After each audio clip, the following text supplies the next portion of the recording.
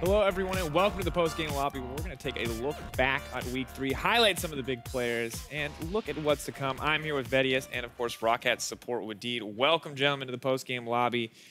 And the first thing that I want to talk about, we had some insane upsets this week. And if we take a chance to look at the standings, I think it's safe to say a lot of things aren't quite where we expected them to be. And, Wadid, I would say that you are definitely on the beneficiary end of that.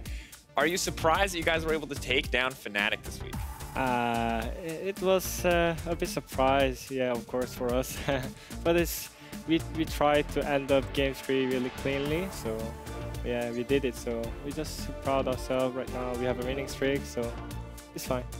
And in Group B, we've got 3 teams fighting for first place. I believe it was Unicorns beat H2K, H2K beat Splice, and Splice beat the Unicorns. So they're all beating each other, a lot of exciting stuff. And when cross-group play happens next week, that's going to spice up the stand. Oh, definitely like a huge deciding factor there. And I want to kind of take a chance to look at one of those upsets too, specifically G2 versus Misfits was a series that I just found totally crazy. I feel like the big factor there for me was that Misfits looked so in control for a lot of these games, and that was surprising to see this much growth. Wadid, I'm curious, what was your impression of the series between G2 and Misfits? I think Maxwell was like not the good early game jungler, but he improved a lot, and he just played some stuff on early game, and also his macro god, of course. So he did really well on this series, and of course this week's. And yeah, I think Misfits did really well with some early game macro.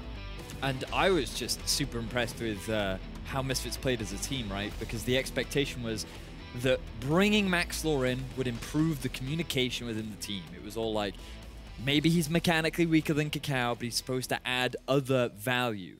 And this week, I thought was the first time that we really started to see the value that he brought. And getting the opportunity to chat with him beforehand, his mentality has completely changed. He's all about coming in, feeling confident, feeling positive. And at the start of the day, he said to me, I went to that series going, this is going to be a free win. That's just what I said to myself. I said it to my team, and I was convinced that it was true. And my play resembled the feelings that I had. And it was very impressive to see how he translated his mentality into his play style. I love when you talk about Maxlor because you just get so excited. The former UK, man. I get it. You're excited. Now, Wadid, Maxlor used to be on your team. Can you talk to me a little bit? Roccat's still seeing some good success here in the early split, but what's the biggest change that you've noticed without Maxlor on the team? Maxlor was the problem of the Maxwell was like early game macro. He just don't want to pull the trigger early game because he just want to save, and some want to just late game macro. But actually, he changed a lot of the early game, so he have confidence to do something, and then yeah, his late game is macro god. So yeah, he changed a lot early game. It still works out pretty well for you guys. How is it adjusting now to having Pride Stalker on the roster instead of Maxwell? I think Pride Stalker is more good at the mechanically, and also he's same as me, like young guy, and he can improve a lot, you know. And it's like now it's like step for a good jungler. So right now it's too bit early to judge Pride Stalker. So I just can say just keep on eyes on Pride Stalker. Definitely fair. All right, well, let's take another look at one of our other upsets. Splice versus Unicorns of Love. Another big one. I got the pleasure of casting one. I was pretty stunned, honestly, to see how clean Splice were playing. For me, one of the big things felt like Senkux coming in on a lot of really solid, what looked to be comfort picks for him. Vedius, what was your impression?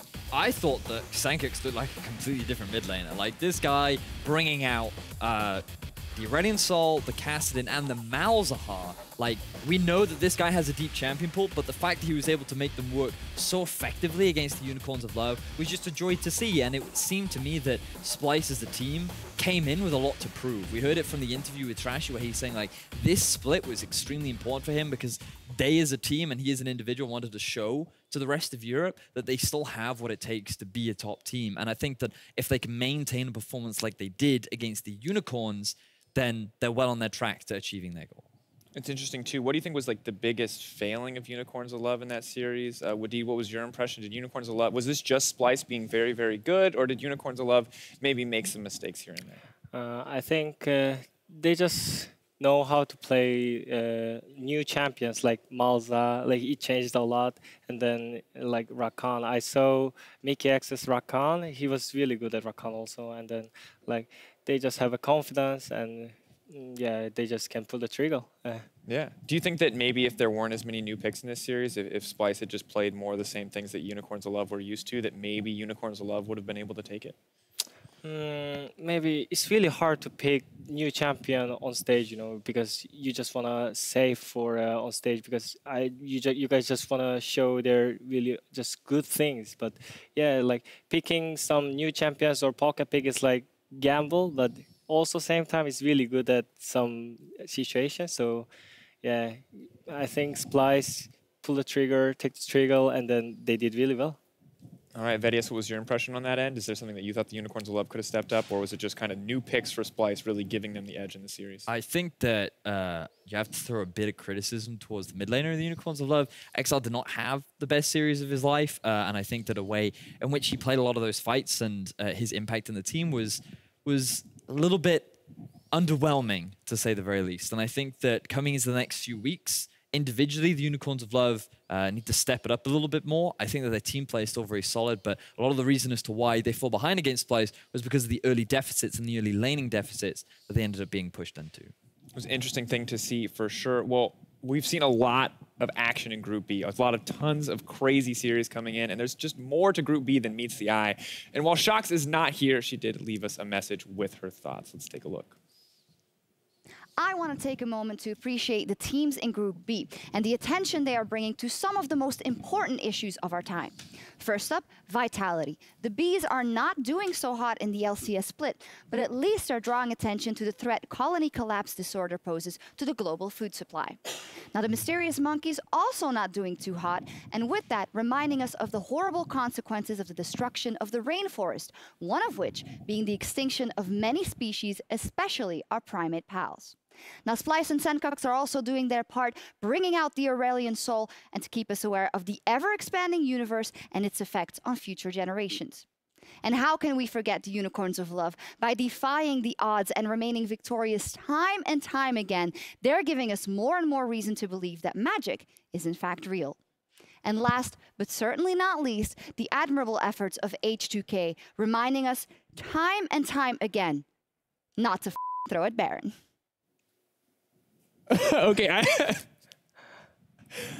I did not know that that was going to happen. When they told me that we had something with Shox, I assumed it was like a Group B breakdown, and admittedly it was a breakdown. That's not quite what I was expecting. All right, well, luckily, H2K fans, your team did not throw at Baron, so they're learning, and as far as the rest of the world ecologic issues world issues we should be aware, clearly. EULCS is everywhere. Yes. Well, first round robin of EULCS is now over, and I want to highlight some of the players that have kind of made an impression this week. And the three of us have each picked out our studs and our duds, the players that we think have been doing incredibly well, and the players that we may think have been underperforming. Now, Vedius, I want to start with you. Let's get that stud first. Who do you think was a standout this week? We talked about him earlier. I'm going to talk about him again. It is Sencox, the mid laner for Splice. This guy, I feel, has been performing out of his mind recently.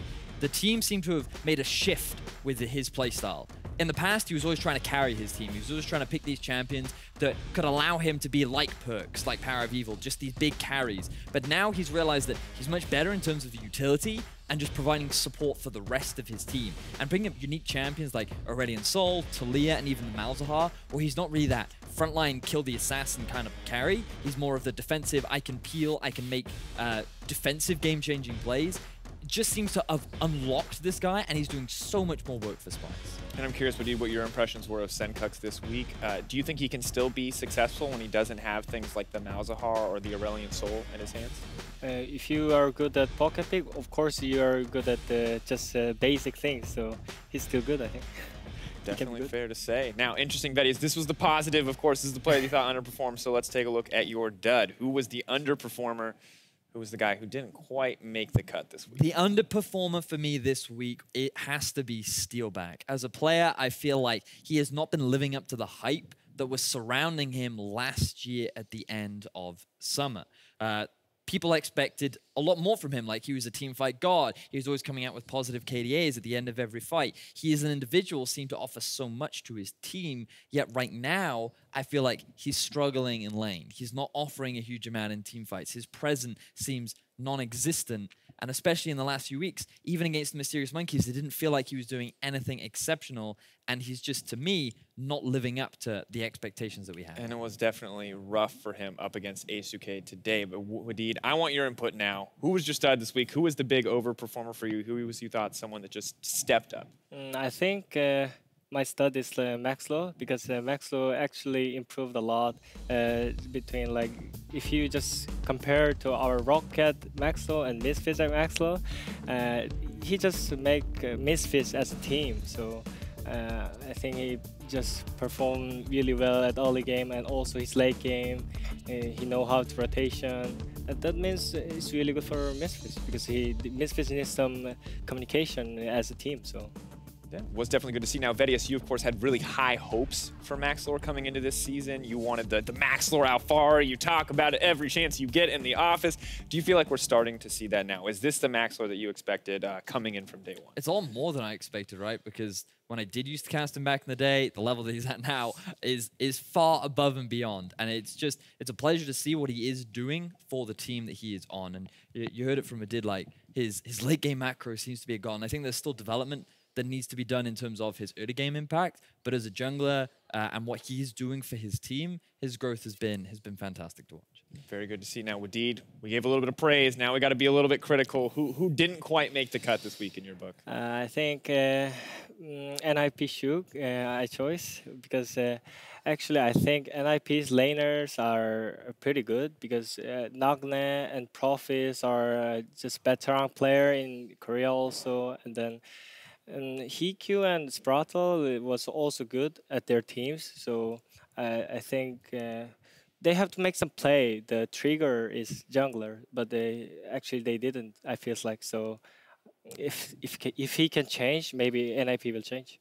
All right, well, we'll have to see if that development can be there. Now, it's my turn. Hosts don't always weigh in, but all right, I'm going to give you my stud. And Vedius is going to contest something you said earlier, so feel free to fight me on this. But for me, Mickey X has to be the stud this week. And while you're over there praising Senkux, and I admit the Malzahar was good, the Aurelion Soul was good, but every single one of those fights, this man, that smug face on his look, he was flaying people, admittedly once through a Blitzcrank hook to get Caitlyn pulled, not as good, but constantly setting up these team fights, constantly making things happen, and for me, he was just a standout performer.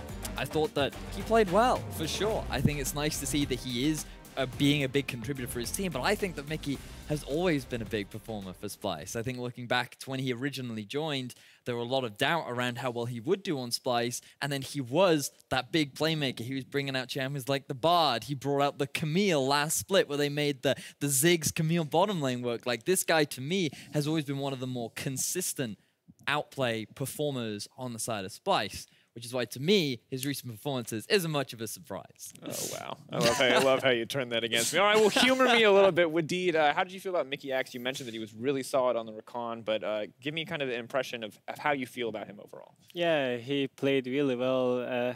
That means he can be a best support in EU, but that means I can be also best support in EU if I beat him. So next match, maybe we against Splice. So I just expect against him. It's gonna be the battle for the best support in EU. No one will get to play Recon. I can almost guarantee it. All right, well, to round it out, one final dud. And I feel bad, a little bit bad saying this, honestly, but this week for me, it was Exile. Just unfortunately, way too aggressive in the laning phase, getting punished so consistently, and it just did not come together for him and the Unicorns of Love this week. And for the first time in what I feel like since his first few weeks on the stage, I felt like he was more of a burden to the team than he was a boon. But that's one of those things that I think we have to hope improves in the future, because he has been just such a huge key to success for Unicorns of Love in the past. I also think that it could have just been a bad week for Exile, right? Like, you have to remember that Unicorns still sit at a 3-1 record. The entire team is still playing very well. And while he may have had this week a bad individual performance, we know that there is more to Exile. And so coming into the next few weeks, especially cross-group play, I'd like to think that he will change his playstyle up and look to respect the mid laners that you have over in Group A. Absolutely. Well, there you have it, folks. Our standouts of week 3. We'll see what they bring to the Rift next week for the first cross-group matches of the summer split. Well, now it's time to take a look back at more individual performance. Here are your LCS big plays of the week, brought to you by Acer. Now, first up, Maxlor came up with a strong performance on Lee Sin versus G2. At G80 tweeted, Maxlor, you better start practicing a different jungler because you're not getting Lee Sin anytime soon. Sometimes they just don't think about it, and no one tells them. Tension, dead sentence onto Trick. Ash Arrow connects as well. Here comes Maxlor. He finds Perks, and Perks is down. Maxlor takes him out. Alfari's on the back end looking for Trick. A double flay. That's gonna kill. The death sentence finds Expect, and it's a triple for almost the best jungler in Europe. 35 minutes in, seismic shove, catches onto Trick. There's the heroic entrance. Perks is on the front line. Spence trying to get the arrows down. Alfari's taking a lot of damage. The quickness charms up too. Power of Evil takes damage. Maxlor's on the back end. He's got Sven. There's no more damage to back it up. Mithy gets shoved by Power of Evil. Alfari's unstoppable, and Power of Evil kills Perks. Maxlor finds Kalista in this team fight. That means Sven goes down. That means there's no damage left on G2 Esports. And really, it's just hard not to call Maxlor a stud after you watch that highlight play. And Wadid, I think, rightfully earned praise because you're talking about the late game macro, you're talking about a lot of things, but even just in terms of individual playmaking, it felt like Maxlor really stepped up this week. Yeah, he really stepped up at the early game also. It means he can go late game. Yeah, that means it's really good for him. Like, yeah, he can pull the trigger with the Lee Sin. I don't think he can play Lee Sin more. So. I think Maxlor is the kind of player that would be like, it's not called the Insect anymore. It's called the Maxlor. I'm sure he's got a long way to go before he gets there, but I know for a fact that he is the kind of player that aims for those kind of goals. I love it. That is not a Maxlor quote for the That's record. not a Please Maxlor quote. Do not blame that on Vedius. Do not put that on Maxlor. Well, it wasn't just Maxlor this week. Power of Evil showed everyone the power of the dark side with his Orianna, and Lacey-Unlikely chimed in. Report Ignar for stealing Mr. Power of Evil's Penta. I agree. I don't know how we're going to do it, but we should report Let's see what happens here. All right, we'll keep our eyes on this fight. Alfari's coming in from behind G2. The flanking Crocodile throws down the Dominus, gets a stun onto Perks. Here comes Maxlor. I'm looking for the kick, looking for the target. Mithy puts down the Glacial Fissure, and it's Maxlor that's down. He's shut down. It's a 2-0, though, for Power of Evil. He continues to chase. Expect goes golden with Hourglass, and will get shut down. Triple kill for Power of Evil. Sven gets taken out by Ignar's death sentence, and Alfari sets up the Quadra for PoE. It's rough being a mid laner when supports steal your kills. Wadid, don't steal kills, buddy. To be fair, Hyanan stole it. yeah, I just want to say it. Yeah. But yeah, that was a great play from Power of Evil. One of the arguably most consistent performance on Misfit since the return in summer. And it is nice to see the rest of the team all stepping up alongside him. Yeah, it's definitely a good look for the guys. And of course, just a fantastic series overall. And it's hard to pinpoint any one moment of power or one member that's really performing. Maxlor or Power of Evil both doing incredibly well, you know, over the course. But of course, our final replay for tonight. Earlier tonight, we saw some action-filled team fights from H2K and at XKetjo. That's not pronounced correctly, but whatever, man. I'll figure it out later. Tweeted, H2K's new strategy, throw ally 80 carry into enemy and get them killed, win the team fight anyway. I love this one. Let's take a look. H2K for the last couple of minutes, still heavily ahead. Shay wants to go aggressive, taking Nuclear with him this time. Oh, that's actually right into the backline. Oh boy, Nuclear, can he stay alive? He gets charmed up for just a second, but they are going to try to keep turning it. The Shockwave will pull in many, but they have lost their 80 carry. A pair of redemptions come down. I don't know if anyone's going to be redeemed after this one, but H2K got enough in the tank, and that Fiora's running wild. Okay, Wadid, you talked a lot today about pulling the trigger. Was this good from Che? Was this good pulling the trigger in terms of just hand delivering Nuclear into the fight? Yeah, that is why Nuclear is player of the series, I think. Yeah, he just throw out his body and then like they spend everything for him and then they win fights. Yeah, it's cool. Yeah. If anything, it was Nucleus because Che was just trying to engage, right? He was just using his ulti and Nucleus was like, oh, we've made this play so many times before, I'll hop in your mouth and let's go. He just wasn't expecting. Che's like, what are you doing here? And then it ended up, unfortunately, ending. All right, definitely did not work out for them. Now, I'm curious. I feel like Che and Nuclear as a bottom lane have just been stepping up across the board. We didn't get to talk as much about Game 2, but Wadid, what was your impression of Che kind of over the course of this series? I think Game 1 was a struggle, to be honest, for H2K, but the big change was Che's ulti, and then he changed the top lane matchup. Like, Odomne have a big tempo from that, and then like Che make a play a lot with his time catch again and again and again. Also, we saw that, and I think he's a good playmaker in the H2K. Yeah, definitely fair to say. Of course, interesting to see just how much better a lot of these teams are getting. But let's take a chance now to look at the matchups coming up next week. It's going to be our first week with cross-group play. You can see them now on your screen. Now, of course, Wadid, you already mentioned a little bit, so I want to talk Splice versus Roccat really quickly. Is this it? Is this the definitive battle to decide who will be the best support in EU? Mickey X or Wadid? Yeah, it's gonna be juicy. Yeah, juicy match. It's gonna be juicy. That is the best way to describe a series ever. That is the analytical insight I was looking for, Wadid. All right, Vedius, who do you think is favored in this match? I'm going to put you on the spot. I know we're right here. Favored? Who is favored? Both teams upsetting, both teams changing the status quo, both teams with apparently good supports as well.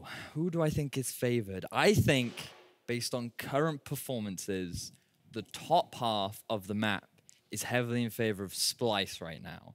But the bottom half of the map, I think Roccat have the edge. And no, you're not just pandering, right? No, I'm not pandering. No, I think Wadid and Hyanin have been two of the best performing bot laners so far in Summer Split.